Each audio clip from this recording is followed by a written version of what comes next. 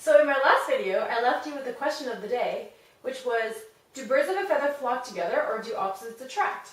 Well, it turns out, according to the laws of attraction, that birds of a feather would flock together rather than associate with featherless birds. Think about it. In high school, when we had a lot of kids who had to see each other every single day, what did we form cliques based on? Similarity, similarity, similarity, similarity, similarity, similarity, similarity, or at least perceived similarity, which ends up real because what they share is that people see them the same way, which can be equally powerful. In the real world as well, you're still likely to be long-term friends with people that you see as having things in common with you, like a similar sense of humor. And you'd probably marry someone with a similar social class, culture, religion, health, physical attractiveness, outgoingness, and genuineness as you. Anyways, I'm making this video to address a question that I got from Broken Stunt. My friend is in a long-distance relationship, and he's not sure what to do.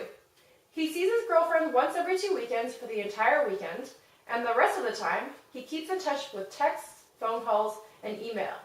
She's extremely busy studying, so she doesn't have much time to develop the relationship. He wants to know how to approach the weekends that they spend in person. If he's too distant, then the spark will die and he'll lose her. If he's too affectionate, then she'll see him as too big of a time suck and he'll lose her. Are there any signs he should look out for if he's going too far one way or the other? And do you have any tips for how he should go on?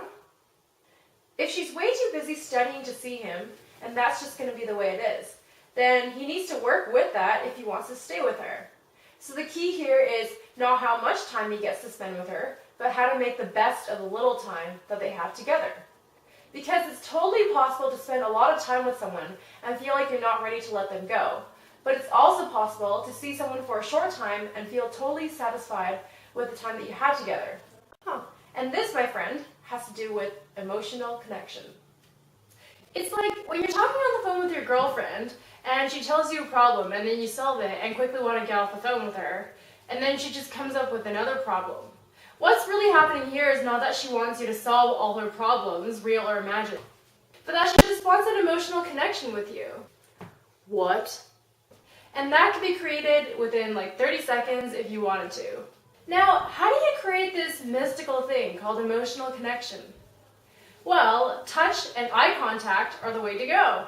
You're trying to make them feel special, like there's nowhere else in the whole world you'd rather be. Of course, everyone is different in the amounts of cuddling, affection, eye contact, and talking about their feelings that they need to feel emotionally connected. But the great thing is that it's totally priceless, and once you figure it out, it'll build your relationship a whole lot. It's not something that takes a lot of time, money, or effort, and anyone can do it.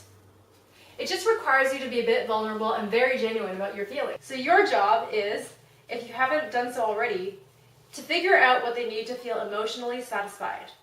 Remember, little things add up. Here's some small gestures you can try to start out with. Put your hand on their knee and rub it around a bit while you drive.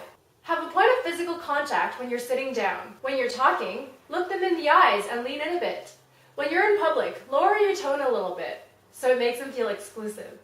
Facing them square helps too because it shows them that you're all theirs. I'm all yours, baby. Reflect on past memories together. And muse about plans about the near or far future. It shows that you're really into them. Women love it when you play up their womanly features, like when you come from behind them and lightly touch them on the hips. And men love it when you play up their manly features, like run your fingers across the back of their shoulders or across their chest. Leave them written signs of affection. Don't worry, you don't have to be a poet to do this. Even short notes written on Post-its can brighten up their day. Write short compliments or messages and hide them in places that they'll eventually find them. Aww. Now this next one is really important. If you can do this, it'll open up a whole new dimension in your relationship.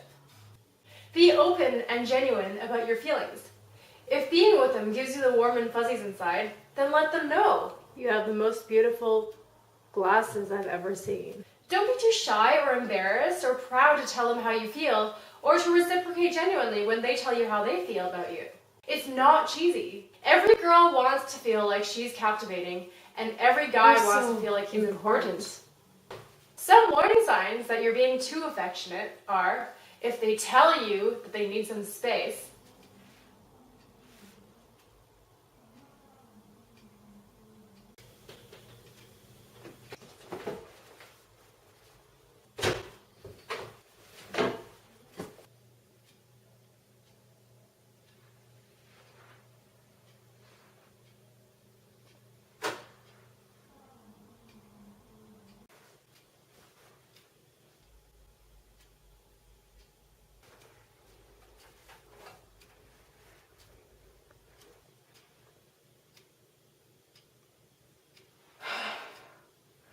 I told you I need space!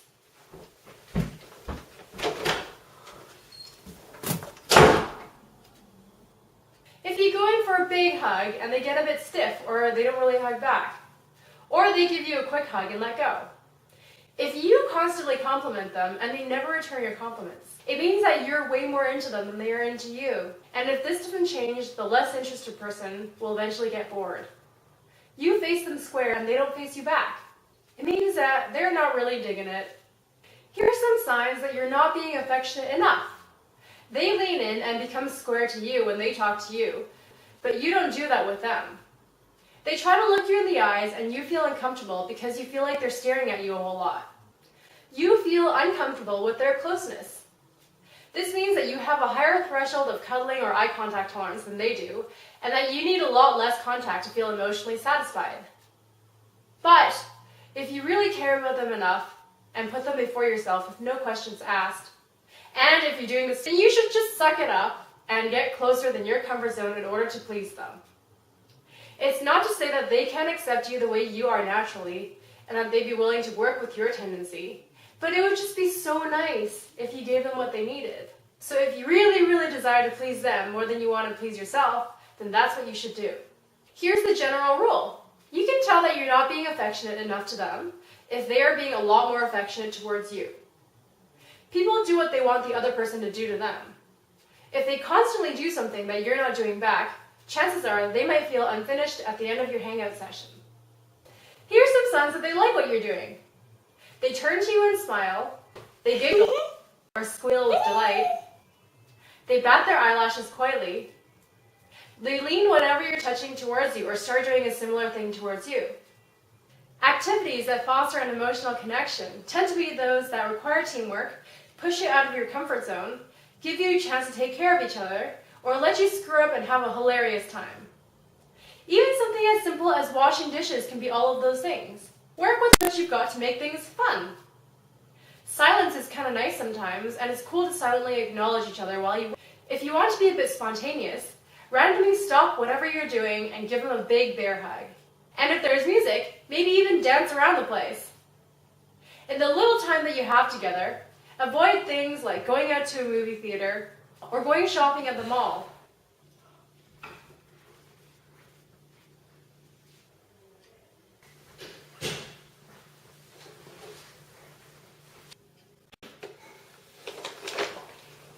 Which generally allow for minimal connection.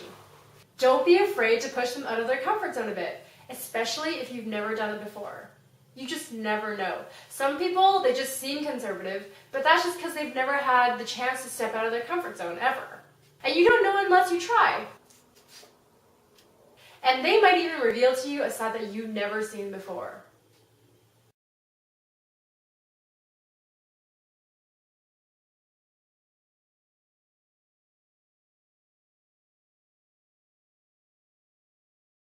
So now you've learned some of Kim's little secrets. To make the best of the little time that you have with your girlfriend or boyfriend, you need to connect with them emotionally and make sure that they know that while you're seeing them, there's nowhere else you'd rather be. And now I'm going to leave you with the question of the day. What is your favorite way to connect with your girlfriend or boyfriend? Oh, and don't forget to submit your social situations and issues to this website so that I can make videos about them. See you soon!